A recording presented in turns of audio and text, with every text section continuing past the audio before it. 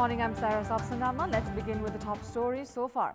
SP Bista's DNA test to be carried out in the Nirmala Pant rape and murder case. Lawmakers demand for parliamentary investigation, alleging the state of concealing the truth. 7 ministers, including the Chief Minister of Province 2, attend an NGO function. Speaker, lawmakers and ministers in Karnali Province busy in excursions. Aung San Suu Kyi defends the jailing of 2 Reuters journalists despite international condemnation. Says the conviction had nothing to do with freedom of expression at all. And dismal show at the SAF Championship exposes the bitter reality of Nepalese football. Skipper Viraj Maharjan says domestic league imperative for football progress. Samples of 3 individuals, including Kantipur Superintendent of Police SP Dilliraj Bista, has been taken for DNA testing in connection to Nirmala Pant's rape and murder case. The investigation committee formed to probe into the case has also taken samples of SP Bista's son Kiran Bista and Bhimdatta municipality mayor's nephew Ayush Bista. The latest discovery follows the acquittal of Dilip Singh Bista, who was taken into custody for the case as the committee declared him innocent. SP Bista's DNA sample was taken in the capital itself, while the DNA samples for the other 2 were collected in Kantipur and has been brought to Kathmandu for tests. The team, led by Senior Forensic Dr. Harihar Wasti, will carry out the tests at Tribhuvan University Teaching Hospital in Maharajganj. Likewise, a team from the Office of the Chief of Police, led by Senior Superintendent of Police Uttam Subedi, has initiated investigations on the CIB team itself that had carried out the initial investigation after speculations of irregularities in their findings. And let us now continue with the latest national political updates.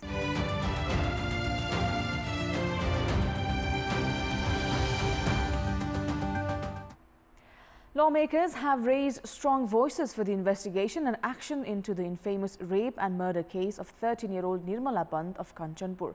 The police have been charged of concealing the facts surrounding the incident despite the lapse of a month and a half since the incident. This hasn't just led to the opposition criticizing the government for remaining silent as the mystery further intensifies, but the lawmakers of the ruling party have demanded investigation through the parliamentary committee as well. The main opposition, Nepali Congress, obstructed the parliament yesterday right after the House session had started, demanding clarification from the government regarding the case. The meeting had to be postponed as the opposition remained firm in its stance, despite the Speaker Krishna Bahadur Mahara drawing the government's attention, citing clarifications would come at the right time. Meanwhile, speaking in the second meeting, Law Minister Bhanu Bhakta Dhakal informed that the investigation committee was in the final phase of its report and the findings of the investigation would be made public very soon. Lawmakers expressed their discontent, saying that the Law Minister's statement was far from being genuine. They doubted that actions may not be taken against those guilty in the case, as they alleged of carelessness in the investigation. The lawmakers of a ruling party demanded for the formation of a parliamentary investigation committee, saying the current investigation may not lead to the arrest of the guilty party. And moving on, the Assembly of Province 2 has been halted indefinitely, citing the government's failure to assign business to the lawmakers. In the absence of work, the lawmakers and even the chief ministers have been spending their precious time attending events organized by non-governmental organizations. Chief Minister of Province 2, Lal Babu Raut, 3 ministers of the cabinet and 3 state ministers were seen attending an NGO's event in Janakpur yesterday. At the event, Raut did not miss out on lauding the NGO's works. However, at a time when the provincial government has been criticizing the centre of failing to assign jobs, experts have termed it unfortunate on the part of chief ministers and ministers attending small NGO events. A state minister from the province even took to the social media to criticize the chief minister and minister's decision to take part in such an insignificant event. The incident has, for one, depicted the ministers as irresponsible, while it has also shown how much of influence NGOs can have on the government and politics. Meanwhile, the chief ministers and lawmakers of Karnali province have left their offices unattended to go on personal trips as well. The Provincial Assembly has temporarily halted operations, citing the government's failure to assign jobs, while the ministers assigned to hand over laws and regulations to the provincial assemblies are out of the headquarters as well. The chief ministers and lawmakers of Karnali province had the liberty of taking leave after provincial assembly session was halted since 10th of August. The secretariat, however, has been awaiting business from the government. The lawmakers of opposition have alleged other parliamentarians of ruling Nepal Communist Party of going to the centre to lobby for leadership at their respective areas after provincial, district and local level unification of Nepal Communist Party as the reason behind the government's failure to hand over business to the provincial government. Due to lack of business, there are many ordinances registered at the parliament that still have not been given a mandate. And time now for a short break. For more news, do stay with us. The works of expanding the Koshi Highway to 6 lanes and the management of the drainage in Biratnagar are underway. Had these projects been carried out on time, they should have been completed by last year. However, the delay in the construction works have compelled the locals to bear the brunt. In this regard, we had asked the locals regarding the kind of difficulties they have been facing. In our Public Voice segment, let's take a look at what they had to say. Public Voice. पानी आउँदाखेरि खाल्टाखुल्टी देखिँदैन, लडिन्छ, हामी साधनमा कुद्ने मान्छेहरू बाइकहरू चिप्लिन्छ, scooty चिप्लिन्छ। त्यही ठाउँबाट सवारी पनि हिँड्ने, त्यहीबाट पैदल यात्री पनि हिँड्ने, साइकलहरू पनि त्यहीबाट हिँड्ने गर्दाखेरि चाहिँ एकदमै धेरै नै शास्ति बेहोरिरहनु परेको छ। आफ्नो वेमा कुदाइरहेछ भने अर्को वेबाट आएर खाल्टाखुल्टीले गर्दाखेरि यो पुरै गाडीहरू बिग्रिने हैन, लड्ने। एकदम बिस्तारै बिस्तारै कुद्नु पर्छ, अलि जोरले कुदायो भने एकदम पल्टनै कुद्छ। यो घरबाट निक्लिन सक्ने स्थिति छैन, जहाँ फोड्या छ छोड्या छ है, बाइकमा हिँड्यो अनि लास्टमा निक्लिने ठाउँमा फोडेको हुन्छ, फेरि घुमेर अर्को ठाउँमा फोडेको हुन्छ, कुनै व्यवस्थित छैन। बाटो बिग्रेर खाल्टो भइसकेको छ, हामीको सिटी भाँचिन्छ, यो एक्सल भाँचिन्छ कहिले कहीँ।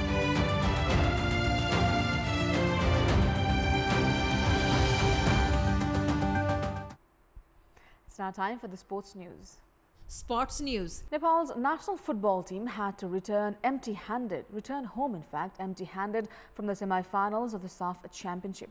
Despite immense expectations, Nepal had to face a heavy defeat going down to Maldives by 3-0.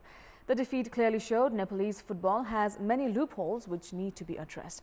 In this context, our sports correspondent Roshan Singh had asked the captain of the national team, Biraj Maharjan, where and what went wrong for Nepal and what should be done to develop football in the country. Skipper Maharjan responded to the question, saying although the team had prepared well and were motivated to reach the finals, they lacked proper defensive strategies in the first match. Despite registering morale-boosting wins over Bhutan and Bangladesh in the first round, the wingers were not able to produce enough crosses in the semi-final against Maldives. Those that were created were not utilized either. Maharjan also attributed the weather and slippery pitch as the reason for the lackluster performance, saying they were only used to practicing on dry pitch. Likewise, Maharjan said the sport lacks a good national league, exposure to players and lack of sponsors, which has discouraged the whole sector. Maharjan emphasized on the need of football leagues as they carry significance in producing good players. After the SAF Championship, skipper Biraj Maharjan has become the first player to cap a maximum number of 69 matches for Nepal. And it's now time for our segment Public Pulse, where you text us with your opinion. And your question is, why has Nepalese football continuously lagged behind? Your options are A, officials not far-sighted, B, lack of infrastructure and investment, and C, lack of domestic competitions. The voting is on. Type NEWS, select your option A, B or C and send it to 34001 to share your opinion with us. Now, before we wrap up, here's a look at the top stories once again. SP Vista's DNA test to be carried out in the Nirmala Pant rape and murder case. Lawmakers demand for parliamentary investigation, alleging the state of concealing the truth. 7 ministers, including the Chief Minister of Province 2, attend an NGO function. Speaker, lawmakers and ministers in Karnali province busy in excursions. Aung San Suu Kyi defends the jailing of 2 Reuters journalists despite international condemnation, says their conviction had nothing to do with freedom of expression at all.